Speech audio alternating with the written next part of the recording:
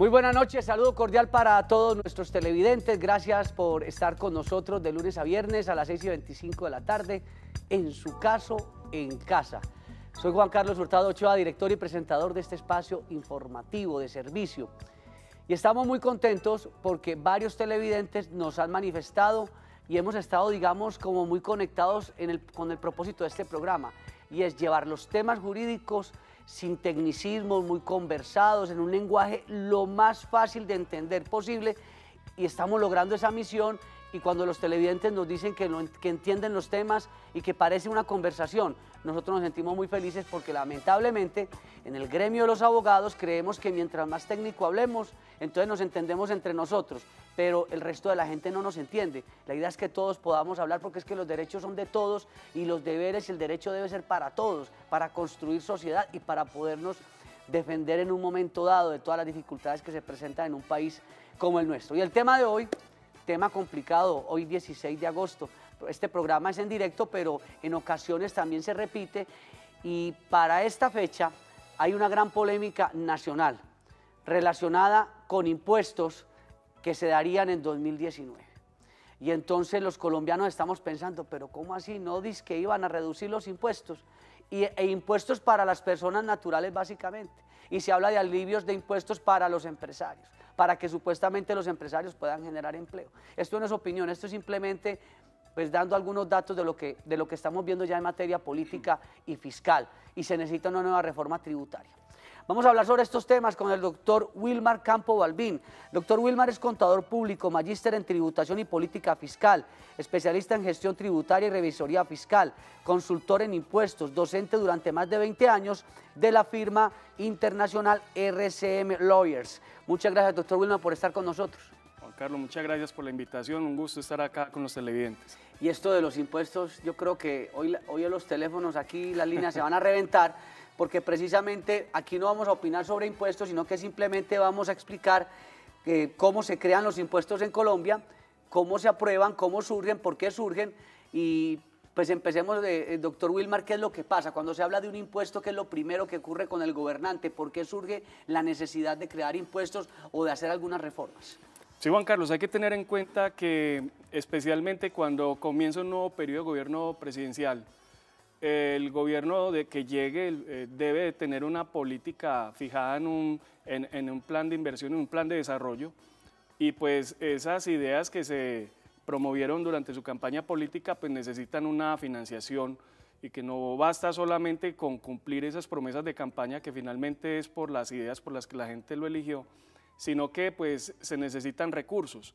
Ahora bien, el tema pasa porque no es pacífico ni genera pues mucha animosidad el hecho de que nos hablen de impuestos, porque inmediatamente pensamos, y la realidad es que nos está tocando el bolsillo a todos. Entonces, lo cierto del caso es que hay unos principios que vamos a ir hablando en el programa, como los que surgen a la hora de decretar impuestos, como el principio de legalidad, y que sea pues a través de un órgano expedito, en este caso el Congreso, el ente, digamos, facultado por la Constitución para crear las leyes en materia de impuestos. Antes de entrar en ese aspecto importante, digamos ya un poco más desde lo normativo, cómo surgen, cómo se aprueban esas normas y todo eso, lograr el equilibrio es muy difícil, porque entonces un país como el nuestro, que tiene tantas dificultades económicas, requiere obviamente de impuestos. Exactamente, y lo que ha mostrado es que definitivamente, pues cuando Colombia hizo la apuesta, Juan Carlos, por allá en el año 91 con la Constitución, de un Estado social de derecho, pues eso cuesta. ¿Por qué? Porque el Estado ya tiene que pensar en unos beneficios para la población, en brindar calidad de vida, en brindar una serie de derechos y garantizar una serie de derechos, que para ello pues requiere que funcionen ciertas instituciones, que funcione la justicia, que funcione el tema de infraestructura, que funcione el tema de salud, de educación, y pues todos estos recursos y todos estos proyectos e ideas obviamente se financian en su gran mayoría de los impuestos que pagamos todos los colombianos. ¿En qué se diferencian los tributos de los impuestos? ¿Uno cree que es lo mismo? Aparentemente, pero realmente podríamos decir que el tributo es lo general y la especie es el impuesto. Digamos que en ambos casos estamos hablando de recursos que van al gobierno nacional o local o municipal, y que son establecidos con un ánimo de coercibilidad, es decir, que usted tiene que pagar por un fundamento legal, pero digamos que el impuesto como tal tiene ya una serie de características que hacen, por ejemplo, si ponemos el caso del impuesto de renta, que a propósito, que es el que más llama la atención, sobre todo en estos días que estamos haciendo las declaraciones de rentas naturales, ese impuesto tiene unos parámetros que están señalados constitucionalmente por la ley. Y la misma Constitución define que debe haber unos elementos estructurales a la hora de que la ley cree un determinado impuesto.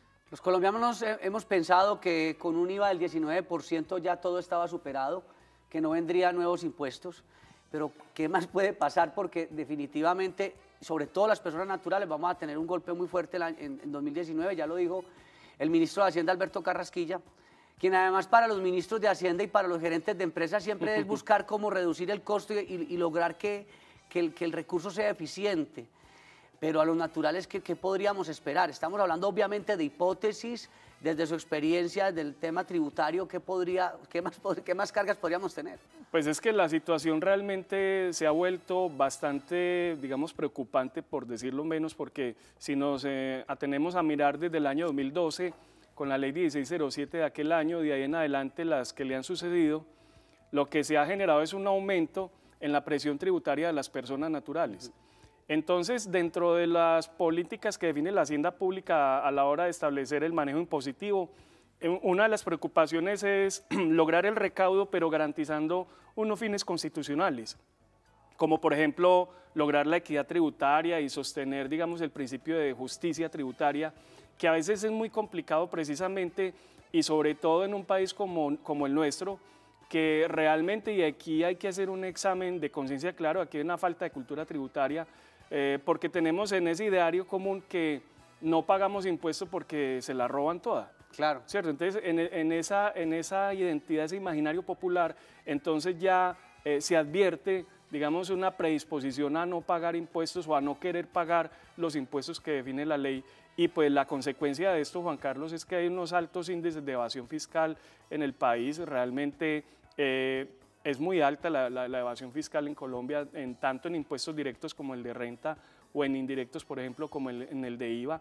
Y pues no es sino mirar digamos, las noticias de recaudo y las tareas que viene adelantando la DIAN, por ejemplo, para tratar de recuperar una cartera morosa que es bastante alta, pero fíjese que también se ve con el tema de las multas de tránsito, se ve con el tema de los impuestos municipales. Colombia, mejor dicho. Vamos con televidentes, doctor Wilmar. Olga desde Copacabana, muy buenas noches, Olga. ¿Cuál es su aporte, su inquietud hoy hablando de impuestos? Sí, doctor, muy buenas noches. Doctor, vea, es más bien como una crítica a que este gobierno desde ya empezó como a apretarnos, como se dice usted. Lo que estaba diciendo ustedes ahí de que el pueblo no quiere pagar impuestos, ¿verdad? Sencillamente, pues nosotros vemos que los impuestos no están reflejados en el mismo pueblo, sino que se desaparecen en la mermelada que decían del gobierno anterior, pero este gobierno también va a comer mermelada porque ya lo estamos viendo desde el principio. Muchas gracias. Entonces, ese es el aporte mío, o sea, nosotros claro, como pueblo. Muchas gracias a los televidentes que no solamente preguntan, también aportan, porque ustedes entre todos construimos aquí la opinión, y es que usted lo acaba de mencionar, pero una cosa no puede llevar a la otra. Porque entonces uno tampoco va a decir, entonces como hay tanta delincuencia, entonces yo no voy a ser honesto porque hay mucho delincuente. No, hay que partir de sincerarnos pues y también reconocer los hechos como son. Mire, una de las situaciones que presentaba el presidente Duque en su momento en campaña era sostener, por ejemplo, luchar contra la evasión fiscal. Y pues ese es un discurso que se ha venido manejando desde siempre en Colombia, que yo recuerde.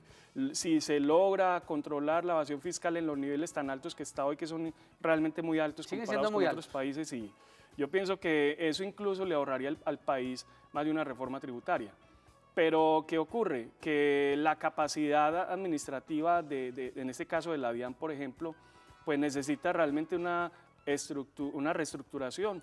Y eso también es un sentir, y que ya los diferentes gobiernos que han pasado son conscientes de ello. La DIAN ha venido mejorando, tecnificándose, pero todavía le falta tener una infraestructura más fuerte que le permita, digámoslo así, enfrentar esa lucha contra la evasión. Otro punto importantísimo, Juan Carlos, que es importante señalarlo, es que en este país hemos venido llenando el estatuto tributario de beneficios y exenciones tributarias.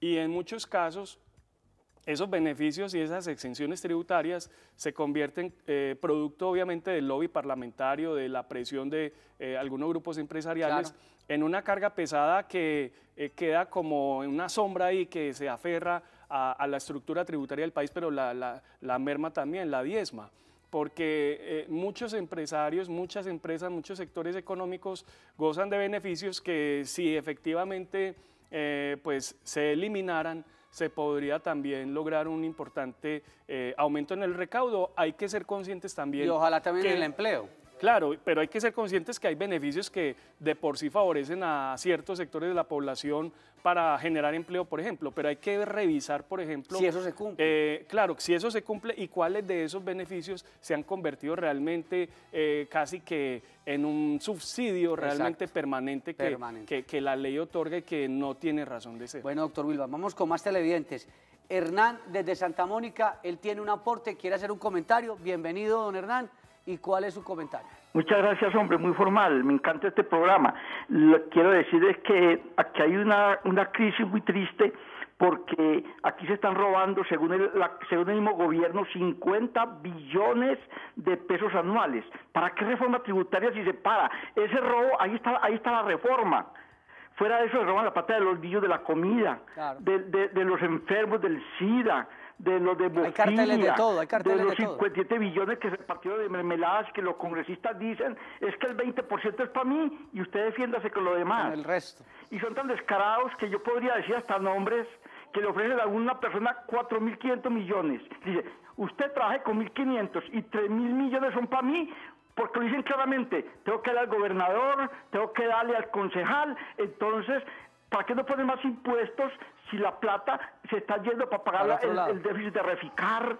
Se está pagando toda esa cantidad de cosas, entonces si se para eso, ahí está la mejor reforma tributaria. Don Hernán, muchas gracias. Oye, es que, doctor Wilmar, tocamos un punto álgido, y es la desconfianza que existe en los colombianos, y cuando vemos los casos de corrupción decimos, entonces, bueno, aunque es que es muy difícil, porque uno quiere tributar, pero ver también los resultados. Y por eso en otros países desarrollados la gente paga con gusto los impuestos porque ve que eso se traduce en las pensiones, en la seguridad social, protección para la persona desempleada, que eso lo veo en otras partes. Yo no sé aquí hasta qué punto eso se da o no, que se habla de un subsidio al desempleo, pero… Pues a ver, hay muchas políticas que Colombia ha venido adoptando en el tiempo. Pero sin duda, yo diría que es un tema que ya está sobrediagnosticado pues, por todos los sectores económicos, el famoso tema de la corrupción, que afecta no solamente al sector estatal, sino que pues, también al sector privado, porque si hay quien se deje corromper, hay quien corrompe. Claro, por supuesto. Entonces, como decía la Santa Teresa, es el que pega por el que paga por la peca, y el que peca por la paga. Y el que peca por la paga. Entonces, fíjese que eso es un hilo de dos extremos.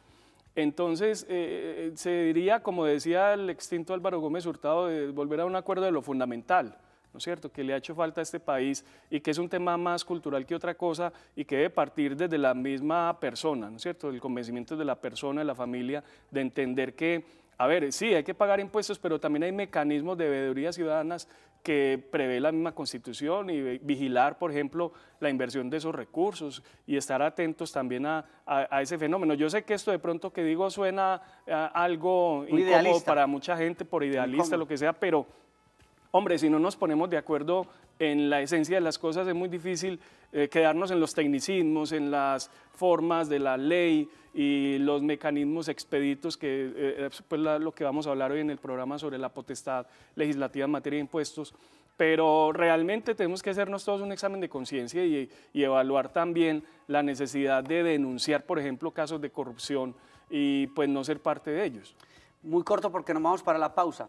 Desde su experiencia del ámbito tributario, ¿usted sí cree que existe un equilibrio entre los que están en la clase baja, clase media y clase alta? Porque lo que siempre se dice es que los de la clase alta pagan lo mismo que los de la clase media y que no hay como un equilibrio.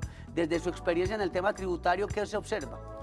Ha venido mejorando, digamos, en el punto de sostener ese principio de justicia distributiva en materia de impuestos, que significaría en ese tema la equidad vertical, que cada quien pague según su capacidad económica. Sin embargo, Juan Carlos, no podemos cerrar los ojos a la realidad y entender que a pesar de los esfuerzos que se han hecho, todavía hay mucho por hacer en lo que planteaba hace un momento, por ejemplo, en esos beneficios, en esas exenciones que tiene la ley, y que pues, se vuelven permanentes y que no hay una revisión realmente que, entre otras cosas, habría que hacerla para mirar la efectividad de esas medidas. Vamos a una corta pausa y ya regresamos. Estamos hablando de impuestos, nos tocan el bolsillo. ¿Qué podemos hacer con el doctor Wilmar Campos? Ya regresamos.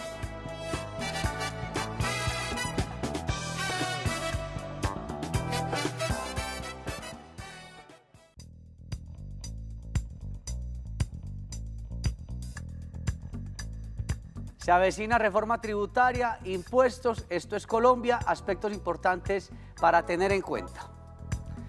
Colombia es una república unitaria, lo que implica que existe un solo órgano de impulsión política, dicho de otro modo, que el poder legislativo se encuentra concentrado en el Congreso de la República, que tiene la potestad de crear las leyes en sentido formal.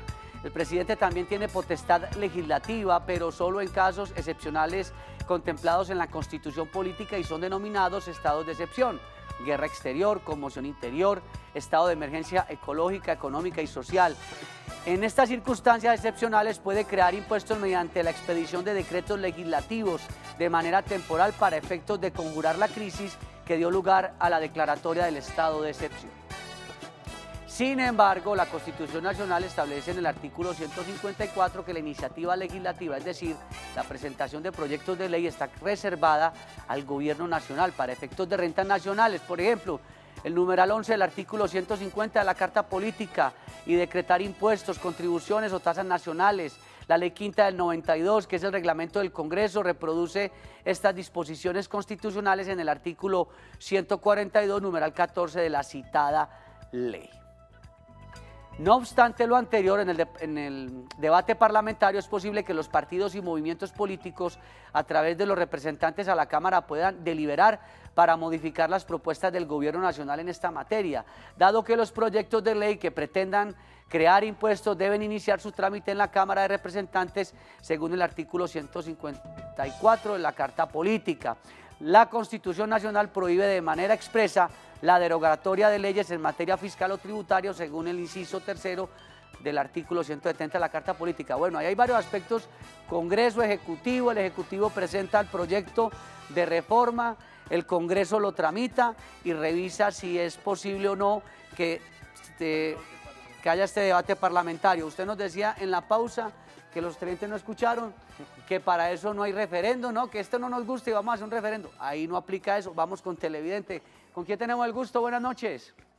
Gloria de Envigado, buenas noches. Buenas noches. ¿Cómo le va? Muy bien, muchas gracias. ¿Cuál es su aporte o su inquietud hoy hablando de impuestos? Me voy a referir a la unidad de activos especiales.